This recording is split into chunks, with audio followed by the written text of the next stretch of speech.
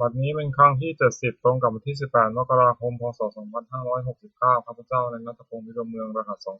202ขอเปล่งวาจาสาธยายพุทธมนต์ถวายเป็นพุทธบูชาธรรมบูชาสังฆบูชาและเป็นอาจาริยบูชาแด่องค์พระขบวนปฏิเถรเจ้าองค์หลวงปู่สมเด็จบุญหลวงปู่บุญเดชหลวงปู่ศิลาตลอดทั้งครูบาอาจารย์ที่เป็นเจ้าของวิชาจินดามณีขอเทพเทวดาเจ้าทั้งหลายโปรดจงมาอนุโมทนาการสวดสัญญาณของข้าพเจ้านี้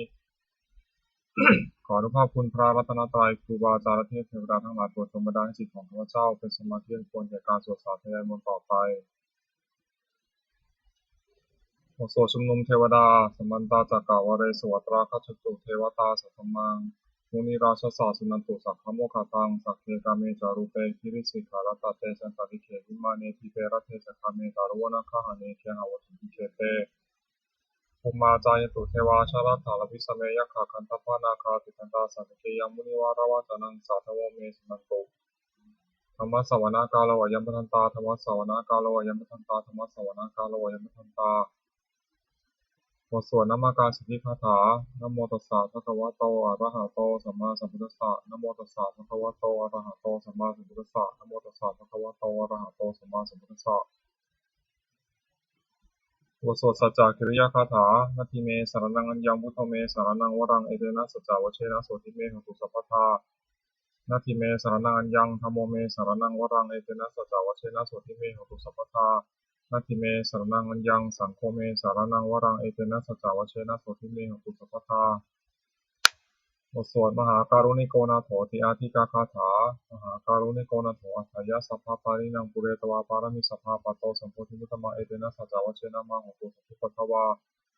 มหาการุณิโกนาโถหิตายะสัพพะปารินังปุเรตวาปารมิสัพพะปัตโตสัมโพธิมุตตมะเอเตนะสัจจวัชเชนะมังหตุสัพพุปทวามหาการุณิโกนาโถสุขายะสัพพะปารินังปุเรตวาปารมิสัพพะปัตโตสัมโพธิมุตตมังเอเตนะสัจจวัชเชนะมังหตุสัพพุปทวา บทสวดมหาสมัยสูตรเอวัมเมสุตังเอกังสมยังภควาสัพเพสุวิหารติกัปปิตาวัตถุสมิงมหาวเนมหาตาภิกขุสังเคนะสัพพิมัจจามะเตหิภิกขุสัพเพหิสัพเพหิวะระหะเตหิทัสสะหิจาโลกาธาตุหิเทวตาเยปุเยนะสัมเมติตาโหติภควันตังทัสสะนยาภิกขุสังฆัจจะอัตถโกจตุนังสุทธาวาสกายิกานังเทวานังเอตตังโหเสยังภควาสัพเพสุวิหารติกัปปิตาวัตถุสมิงมหาวเนมหาตาภิกขุสังเคนะสัพพิมัจจามะเตหิภิกขุสัพเพหิสัพเพหิวะระหะเตหิทัสสะหิจาโลกาธาตุหิเทวตาเยปุเยนะสัมเมติตาโหติภควันตังทัสสะนยาภิกขุสังฆัจจะ ยันนุนามายปีเยนะภควาเตนุปัสสังกามายามะปัสสังกามิตวาภควโตสันติเกปัจเจกคาถาภาษายมาติอัตโตตาเทวตาสายถามินามะภควาปุริโสสัมมันติตังวาปะหังภาษาระยะภาษาริตังวาปะหังสมิชยะเอวะเมวะสุทาวะเสสุเทเวสุอัตตาริตาภควโตปุระโตปะปุระหังสุอัตโคตาเทวตาภควันตังอภิวาเทตวายกัมมันตังอัตังสุเวกัมมันตังทิตาโถยกาเทวตาภควโตสันติมังคังอภัสสิมหาสมโยบวานสมิเทวกายาสมาคตาคตัมหะอิมังธรรมะโสยังอกิตาเยวะอปราชิตาสังคันติ อัตถโขอปราเทวตาภควโตสันติเกยิมังคังอภาสิตัตตาภิกขโวสมาทังสุจิตังอัตโนชุกัมมะกังสุสารถีวะเนตานิฆาเหตวะอินทิยานิรักขันติปันติตาติอัตถโขอปราเทวตาภควโตสันติเกยิมังคังอภาสิเชตวะกีรังเชตวะบริคังอิทักขิรังอุหาจุมะเมชาเตจรันติสุทาวิมลาตติปตาสุตตาสุโนคติอัตถโขอปราเทวตาภควโตสันติเกยิมังคังอภาสิเยเตจิปุตังสารนังคตาเสนเตชะมิสัตติยปายิปุมิปังยะมนุสังเหียงเทวกายังปริปุเรสันติติ อัตถโกภควาวิโคนมันได้เสียบุญนาทิคเวทัสสสุโลกัสตุสุเทวตาสันติตามหัติตถาคตังทัศนยาภิกขุสังฆจะเยปิเตภิกขเวเหสุงติตามัทนังอรหันโตสัมมาสัมพุทธาเตสัมปิภควตานังเอตปรมาเยวะเทวตาสันติตาเหสุงสายทาเวมหังเอตาระหิเยปิเตภิกขเวภูริสันติอนาคตามัทนังอรหันโตสัมมาสัมพุทธาเตสัมปิภควตานังเอตปรมาเยวะเทวตาสันติตาภูริสันติสายทาเวมหังเอตาระหิอาจิกิสามิภิกขเวเทวกายนามานิเทวกายนังนามานิกิกิตายิสัมมิภิกขเวเทวากายนังนามานิเทศิสัมมิภิกขเวเทวากายนังนามานิตังสุนาถาสตุกัมมนัสสิกโรธาภาสิสัมมิติเอวมะเตติโกเตติภูภควโตปัจจสุสมภควะเอกทัวจะสิโลกามนุกัสสามิยถาภูมาตถาสิตาเยสิตาคิริขพลังปหิตตาสมหิตาปุถุสิหาวาสานินาโลมหังสาภิสัมพุทโธธาตัมมัสสาสุทธาภิกขุสนามนาวิลาปิโยปัจจสเตยะทวาวะเนตปิตวัตเวตโตอมติสัทธาสาวกเกสัสเนระเตเทวกายาภิกขตาเตวิชานะธรรมโว เตจาตปัมมะกโรสุตวาพุทธศาสสนังเตสัมปัตุระหิยนังอมนุสามิทัสสนังอภิเกสตัมมะตะโขสหัสสังอัฏฐาสตริงสตังเอเกสหัสสานังอมนุสานัมทัสสงอภิเกนะตัมมะตะโขทิสาสัพพะพุทธะอหุงตัสสัพพังวิจยาวะวะกิตวานะจตุมาตาโตอมตะยิสัทธาสาวเกสัสเนระเตเทวะขยาภิกตาเตชนะสัพพโวเยวังกิตายิสันนิทิระหิอนุปุพพโสสัตตสหัสสาวะยะขับบุมากบิลวัตวายทิมันโตชิติมันตวันนวัตยสัสสิโนมัทมานาวิกัมภิกุนังสุนิมนังชาสหัสสาหิมวัตายะขานันนตวนิโนจิมันโตชิติมันตวันนวัตยสัสสิโนมัทมานาวิกัมภิกุนังสุนิมนังสาตาคิราติสหัสสายะขานันนตวนิโนจิมันโตชิติมันตวันนวัตยสัสสิโนมัทมานาวิกัมภิกุนังสุนิมนังอิเจเตโสรัสสหัสสายะขานันนตวนิโนจิมันโตชิติมันตวันนวัตยสัสสิโนมัทมานาวิกัมภิกุนังสุนิมนัง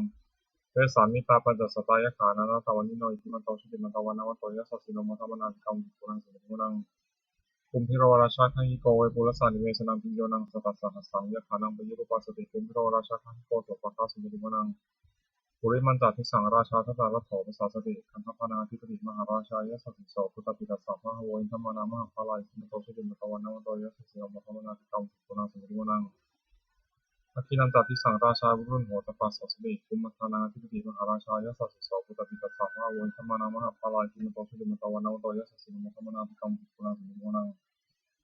ปัจฉิมันตติสังราชาบุรุษปโคปสาสตินังคณาธิปติมหาราชายะสัสสิโสพุทธปิตัสสะมหาโวอินทมานามหาภาลายทิมันโตชิติมันตวันนวัตโตยะสัสสิโนมัทมนาวิกัมภิกุนังสุนิมุนัง อุตารัญจาทิสังราชากุเวโรตปาสัสเดยัคขานาธิปติมหาราชายะสัสสิโสพุทธปิตัสสะพะโวอินทมานามหาภาลายทิมันโตชิติมันโตวันนามันโตยะสัสสิโนมัทมนาภิกัมภิกุนังเสนิมังปุริมาทิสังทตารัตโถทัคคินินาวุณโภปชิมินาวุปโภกุเวโรตังทิสาตตาโรเตมหาราชาสมัทธาจตุโรทิสานัตตมนาอัตถังสุวันเนกาปิลวัตเวเตสัมมายาวิโนทัสสะกุเวจานิกาสัทธามายาคุเตนทุเวเตนทุวิภูจาวิภูโตสหชันทโนกัมมะเสโตจักขินิคันตุนิคันุจัก ปนาโทโอปปัญโยจัตเทวสุโภธมาตาลิจิตตัสสะโนสังฆโปนโรราชาชโนสโภนาคูปัญจสิกโหเจวะทิมพโรสุริยวัชสาเอเตจเนตราชโนคันธปาสหราชุพิมธรรมนาภิกรรมภิกขุนังสุริมนังอัฏฐาคูนัมปสานาคาเวสาราสหตุชกาคัมภวสุตราภูปยคาสายติยมุนาทัตตาลัฏฐาจากุณคายสัสสิโนเอราวันโนมหานาโคสุภคาสุริมนังเยนะคาราเชสหัสสาหรันติพิฆาทิชาปกิวิสุทธิตักขุวิหารสัตเตวนามาชตตาจิตาสุปนาอิเตสนามังอภยันตตานาคาราชานามาสิสุปนาโตเขมมะกาสุโตสันหหิวาจาหิวปาวะหายันตานาคาสุวรรณาสารนามะกังสุตังชิตาวชิระเหเตนะสมุทาสุรสิตาทัตตารวะสาวเสเตกิมโตยัสสิโนกาลกัญชามหาวิสมาอสุรัตนะเวกัสสาเวปัจจิสุจิติจาปหาราโทนมุติสหสตันตาภริปุตานังสัพเพเวโรจามะกาสันนิจวาภริเสนังราหุปทัมปะขมุสเวโยธานิทัพเตตินังสุริมนังอาโปเจเทวาปฐวิจาเตชวายโยเตโชวายโยตถาคโมวรุณาวรุณาเทวาสมโมจยิสสาสหเมตตากรุณากายิกาคุเทวายสัสสิโนทัสเสเตทัสสะกายสัพเพนะตาวิโนจิมันโตชิริมันตวันนวัตโตยัสสิโนมัทมนาคัมปุรังสุริมุนังเวนทูจเทวาสหวิจาสมาจตุเวยมาจันทสุวริสาเทวาจันทมะกุรกิตาสุริยสุวริสาเทวาสุริยมะกุรกิตานักขัตานิตัวคิเทวาคุมทวะหะกาวสุนังวะโสเสโตโตทาวุโตทัสเสเตทัสสะทากายสัพเพนะตาวิโนจิมันโตชิริมันตวันนวัตโตยัสสิโนมัทมนาคัมปุรังสุริมุนังถาคูสังคุเทวาชาลามคิสิการิวาริตกาจารโรชาจาอุมาบุพันิทัสสิโนวรุณาสาธรรมจาจิตาจานิชกาสุรยารุจิราคุอาคุสาวเนสิโนทัสเสเตทัสสะทากายสัพเพนะตาวิโนจิมันโตชิริมันตวันนวัตโตยัสสิโนมัทมนาคัมปุรังสุริมุนังสมานามหาสมานามานุสามานุสุตมากิทาวุตุสิกาคุคุมโนวุตุสิกาถาคูหายเทวายะเจริตวาสิโนปาระคามหาปาระคาคุเทวายะสัสสิโนทัสเสเตทัสสะทากายสัพเพนะตาวิโนจิมันโตชิริมันตวันนวัตโตยัสสิโนมัทมนาคัมปุรังสุริมุนังสุกาการุมหาอรุณาอาคุเวทนาสาสหโอทาตะไกโอทาตะไคยหาปามโมขาคุเทวาวิจักขณาสัทธามตาหารักษามิสกาจายสัสสิโนทายังอาคาบิจุโนโยติสาธิโอสติ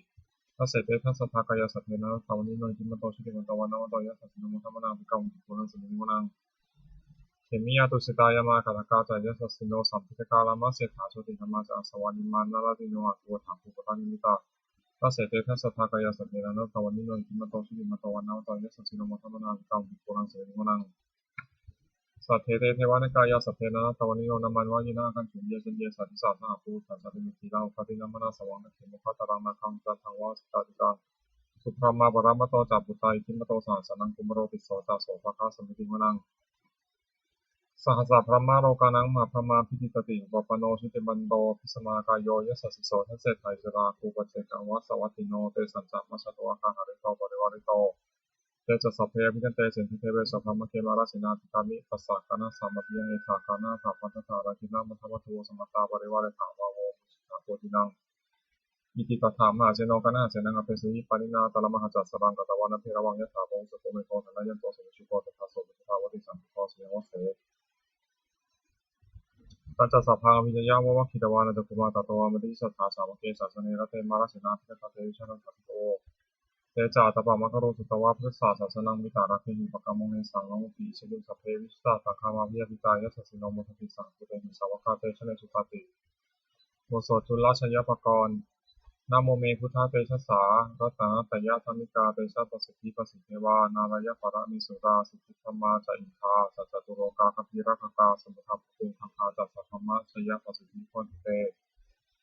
ชยชยธรณีธรณีอุทธีอุทธีนาทีนาทีชยชยขคนละตนละนิสายนิราชเสนาเมรุราชพลนรชีชยชยคัมภีรโสมพีนาเกณฑนาคีพิสาจัตุตากาลีชยชยคุนิมิตาโรกีชยชยสิงคีสุทธานมุขชาชยชยวรุณมุขสัตตาชยชยจำปาทินาคาคุรคันโตชยชยข้าจักรนตุรงสุการะผู้ทรงสิงหพยคติปาชยชยวรุณมุขายาตาชิตาชิตาเสนานิปุณสถิการดีชยชยสุขาสุขาชินีชยชยธารณีกาเลสัทธาสุชยชยชยธารณีสัตติสัทธาชยชยมังกราบัญญาโตเกชยชยวรุณยเกชยชยรักเสสุราตุชเตชา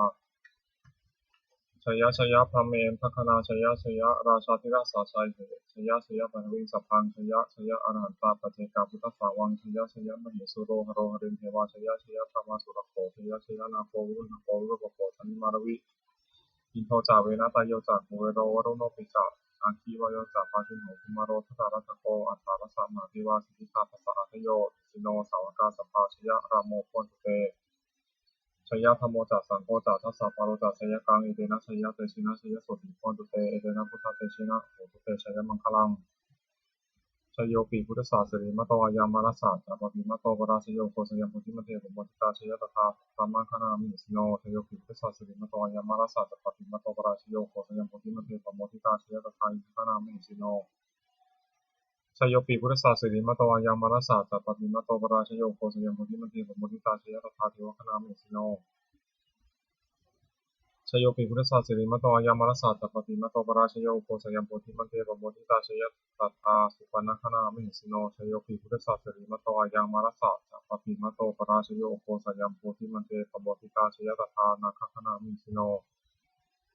ชโยปิพุทธศาสริมโตอายามารสาตปฏิมโตปราชโยโคสยามโพธิมันเทปโมทิตาชยตัตถาสัพพมคณามิหิสิโนชยันโตพุทธิยาโมเลสกยานังนันทิวัฒโนเอวังตวังวิชโยหิชยสุชยมังคะเลอปราชิตาปานังเกสีเสปฏิวิโปกเรวิสเกสาภพุทธานังกัปปะโตวโมทัติสุนัขตังสุมังคลังสุขภาตังสุหุติตัง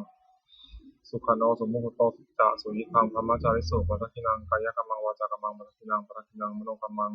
ปานาทีเตปัฏฐินาปัฏฐินานิกัตวานาลพันตเตปัฏฐิเนเตอัฏฐารธาสุกิตาวิรุณหาพุทธศาสเนอโรคาสุกิตาโหทาสหสัพพิหิยติสุนันตุโพตเยเทวาอัสมิงฐานีอภิคตาทิคยุตาสัทธาโหตุสุขิตาโหตุสัพพตารักขันตุสัพพสัตนังรักขันตุชินาสัสนังยากาจิปัฏนาเตสังสัพเพปุเรนตุมโนรัฐายิตากาเลภวสันตุวสังวสาวรหการโรคาจุปัทวาเตสังนิวาเรตุจัตตาตากายสุขังจิตสุขังอนันตุยถาหังวสวดธรรมานิยามสุตังเอวัมเมสุตังเอกังสมยังภควาสาวัตถิยังวิหรติเชตวันเนอนาคติปิกัสสารามเมตตะโกภควาติภวมเตสิภิกขวติพันเตติเตริภูภวโตปัสสตุภวาเอกทวตะอุปาทาวาภิกขเวตถาคตานังอนุปาทาวาตถาคตานังทิตาวสาธตุธรรมทิตาตาธรรมานิยมตาสัพเพสังขารานิจาติตังตถาคโตปิสัมพุทธิยปิสัมมิติยปิสัมพุทธิตวาปิสัมเมตวาติปติเตสติปยปติวัฏฏะติวิวารติวิปัสสติอุตานิโกรติสัพเพสังขารานิจาติอุปาทาวาภิกขเวตถาคตานังอนุปาทาวาตถาคตานังทิตาวสาธตุธรรมทิตาตาธรรมานิยมตาสัพเพสังขาราทุกขาติ ตังตถาคโตอภิสัมพุชติอภิสัมเมติอภิสัมพุชิตวาอภิสัมเมตวาสิกติเตสติปัญญาเปติปะทาเปติวิวารติวิภัสสติอุตตานิกโรติสัพเพสังขาราทุกขติอุปาทวาภิกขเวตถาคตานังอนุปาทวาตถาคตานังทิตาวาสาตตุธรรมทิฏฐาธรรมนิยมตาสัพเพธรรมานัตตาติตังตถาคโตอภิสัมพุชติอภิสัมเมติอภิสัมพุชิตวาอภิสัมเมตวาสิกติเตสติปัญญาเปติปะทาเปติวิวารติวิภัสสติอุตตานิกโรติสัพเพธรรมานัตตาติอิทัมมาวจาภควาตัมมนาเตวิสุภโตโตภาสิตังอภินันตุติบทสวดพระเทกรตคาถาแปลอดีตานานวคามายานปฏิจังเขนะตังบุคคลไม่ควรตามที่ถึงสิ่งที่ล่วงไปแล้วด้วยอะไรและไม่พึงพะวงถึงสิ่งที่ย่อยมาถึงยะธาตีตัมปะหินาตังอปัตตัญจานะตังสิ่งใดที่ก็รับไปแล้วสิ่งใดอนาคตยังไม่มาปัจจุบันนาติโยธรรมังตถาตถาพุทธสติสังฆังสังฆังตังวิธามนุภรุเยผู้ใดเห็นธรรมมันเกิดขึ้นเฉพาะหน้าในที่นั้นอย่างแจ่มแจ้งไม่งอนแงไม่คลอนใครควรข้อควรอาการเช่นนั้นไว้อาเชวะกิจจามาตับปังโกชัญญามรณังสุเวความเพียรจิตต้องทำมันนี้ไปจะรู้ความตายในพวกนี้นาฮิโนสังขารันเตนะมหาเสนะมัจจุนาเพราะการสัตย์ธรรมจุฬาซึ่งมีเสนามากย่อมไม่มีสำหรับเรา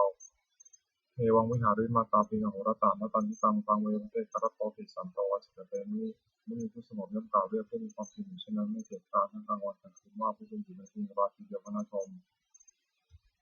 บทสวดธรรมะสังเวชปัจเจเวคขณะแปลสัพเพสังขารานิจจาสังขารคือร่างกายจิตใจและรูปธรรมนามธรรมทั้งหมดทั้งสิ้นมันไม่เที่ยงเกิดขึ้นแล้วดับไปมีและหายไปสัพเพสังขาราทุกขาสังขารคือร่างกายจิตใจและรูปธรรมนามธรรมทั้งหมดทั้งสิ้นมันเป็นทุกข์ทนยากเพราะเกิดขึ้นแล้วแก่เจ็บตายไปสัพเพธรรมานัตตาสิ่งทั้งหลายทั้งปวงที่เป็นสังขารและไม่ใช่สังขารทั้งหมดทั้งสิ้นไม่ใช่ตัวไม่ใช่ตนไม่ควรถือว่าเราว่าของเราว่าตัวตนของเราทวงชีวิตตั้งชีวิตของมายั่งยืนทวงมรณะความตายเป็นของยั่งยืนอวสังมายามริขับพังอันเบาจุดตายเป็นแท้มรณะประโยชน์สานังมีชีวิตตั้งชีวิตของเรามีความตายเป็นที่สุดรอบชีวิตตังเมอนิยตังชีวิตของเราเป็นของไม่เที่ยงมรณะเมอนิยตังความตายของเราเป็นของเที่ยงวัฏฏะคุณที่จะสังเวชยังกายโยเจตังร่างกายนี้ไม่ได้ตั้งอยู่นานแต่เป็นตาวิญญาณโนขันธ์ปัสสตาวิญญาณสุขอนอธิเสร็จแล้วอธิเสร็จสติจากนั้นทัพพันธุซึ่งมีกรินครังอีว่าพระดุตังว่าท่านมาแล้วท่านเกินรัดถังหาประโยชน์ไม่ได้อนิจจาวัฏสังขาราสังขารทั้งหลายไม่เที่ยงหนออุปาทวายะธรรมิโนมีความเกิดขึ้นแล้วมีความเสื่อมไปเป็นธรรมดาอุปาชิตวานิวัฏติมันเกิดขึ้นแล้วย่อมดับไปเตสังอุปาสโมสุโขความเข้าไปสงบระงับสังขารทั้งหลายเป็นสิ่งเป็นยิ่งสัพเพสัตตามรณติจาสัตว์ทั้งหลายทั้งปวงกำลังตายอยู่มริงสู่จามริสเลที่ตายแล้วและกำลังจะตายแต่เพียงมหามริสานี้เราก็จะตายอย่างนั้นเหมือนกันนั่นคือเอสะนัตถิเมเอถาสังสโยความสงสัยในความตายนี้ไม่มีแก่เราเลยส่วนเมตตายังกินจิกุศลังกัมมังสัพเพหิพระเตหิกตังปุญญังโนอนุโมทนตุสุนันตุปุตโตเยเทวาสิริฐานีทิกตาทิคายิกาสัทธาโหตุสุขิตังโหตุทุกขาปมุจจตุมาตาปิตาสุขิตาโหตุทุกขาปมุจจตุสัพเพยติกาสุขิตาโหตุทุกขาปมุจจตุสัพเพยติกาสุขิตาโหตุทุกขาปมุจจตุสัพเพติสาสัพเพขาสัพเพเตตาสุขิตาโหตุทุกขาปมุจจตุสัพเพอาจาริยุปัชฌายะสุขิตาโหตุทุกขาปมุจจตุสัพเพนะคตาสุขิตาโหตุทุกขาปมุจจตุสัพเพเทวาสุขิตาโหตุทุกขาปมุจจตุสัพเพสามาทินังสมิชันตุโวบทสวดบูชาหลวงปู่ทวดนะโมโพธิสัตว์วะคันติมยะอิติปะคะวานะโมโพธิสัตว์วะคันติมยะอิติปะคะวานะโมโพธิสัตว์วะคันติมยะอิติปะคะวาปฏิภาณคาถายาเทวตาสันติวิหาระวาสินิภูเวคะเรโพธิคะเรตันหิตาธรรมะทาเนนะภวตุภูชิตาโสติกรณติทาวิหาระมันทะเรเถระธรรมชานวกาสติภวสารามิกาธานาปฏิวสกาธามาตติสานิธรรมาจสาราสัพพานุภุตาสุขิตาโพธิเตชาลาภูชาเยปิจานะสัมภวาสังเสนชาตาทโวปาติกานิยานิกังธรรมวรังปฏิจเตสัพพิปัสสะกโรตุสังขยัง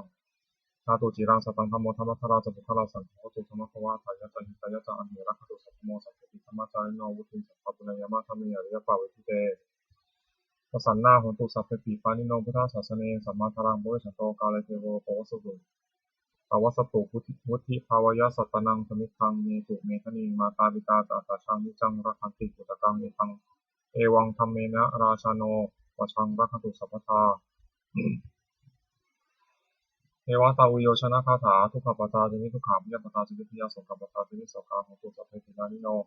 เอตาวตาจะอัมหิสัมภตังปุญญสัมปตังสัพเพเนวานุโมทตุสัพพะสัมปติสิทธิยาทานังทัตตุสัพพายะสุตังรักขันตุสัพพทาภาวนาภิรตาโหตุทัชชันตุเทวตาคตาสุมังคลคาถาโหตุสัพพังสุมังครังรักขันตุสัพพเทวตาสัพพพุทธานุภาเวนะโสติมุนิรันตรังโหตุสัพพังสุมังครังรักขันตุสัพพเทวตาสัพพธรรมานุภาเวนะโสติมุนิรันตรัง โหตุสัพพังสุมังคลังรักขันตุสัพพเทวตาสัพพสังฆานุภาเวนะโสติตุนิรันตรังสัพเพพุทธาภลปัตตาปเจกนันเตยังพลังอรหันตานัจจาเดชนะรักขมัทธามิสัพพโสสัพเพพุทธาภลปัตตาปเจกนันเตยังพลังอรหันตานัจจาเดชนะรักขมัทธามิสัพพโสสัพเพพุทธาภลปัตตาปเจกนันเตยังพลังอรหันตานัจจาเดชนะรักขมัทธามิสัพพโสสัพเพพุทธาภลปัตตาปเจกนันเตยังพลังอรหันตานัจจาเดชนะรักขมัทธามิสัพพโสสัพเพพุทธาภลปัตตาปเจกนันเตยังพลังอรหันตานัจจาเดชนะรักขมัทธามิสัพพโสสัพเพพุทธาภลปัตตาปเจกนันเตยังพลังอรหันตานัจจาเดชนะรักขมัทธามิสัพพโสสัพเพพุทธาภลปัตตาปเจกนันเตยังพลังอรหันตานัจจาเดชนะรักขมัทธามิสัพพโสสัพเพพุทธาภลปัตตาปเจกนันเตยังพลังอรหันตานัจจาเดชนะรักขมัทธามิสัพพโสสัพเพพุทธาภลปัตตาปเจกนันเตยังพลังอรหันตานัจจาเดชนะรักขมัทธามิสัพพโส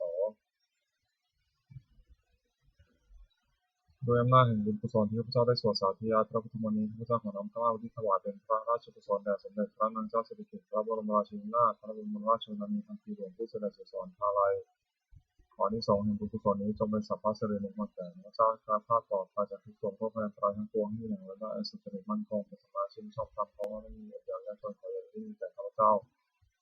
ขอให้พระเจ้ามีสัมมาทิฏฐิธรรมะในพระธรรมคำสอนแห่งองค์สมเด็จพระสัมมาสัมพุทธเจ้าดำรงอยู่ในความดีงามตลอดกาลนานอีกทั้งขอเทพเทวดาทั้งหลายที่ได้อนุโมทนาสังฆทานในบุญกุศลนี้โปรดประสิทธิ์ประสาทพอน้อมส่งอนุภาพแห่งมงคลในสู่วัตถุมงคลพระบิดายศเศรษฐีทั้งฝ่ายไทยและฝ่ายลาวรวมถึงวัตถุมงคลทั้งปวงที่สัมสิ่งสำเร็จได้จัดสร้างขึ้นให้เปลี่ยนด้วยพุทธานุภาพเทวานุภาพและฤทธานุภาพศักดิ์สิทธิ์อำนวยผลให้เป็นสิริมงคลแก่ผู้ครอบครองและบูชาทุกประการเทอญ